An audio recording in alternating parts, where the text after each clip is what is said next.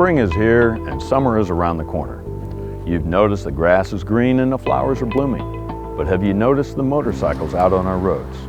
For 34 years, I've helped riders because the other person was drinking, speeding, distracted, or didn't look twice. So I hope you never need my services. But if you know someone who does, I would appreciate it if you keep me in mind. And please help all of our riders get home to their families. Look twice for motorcycles.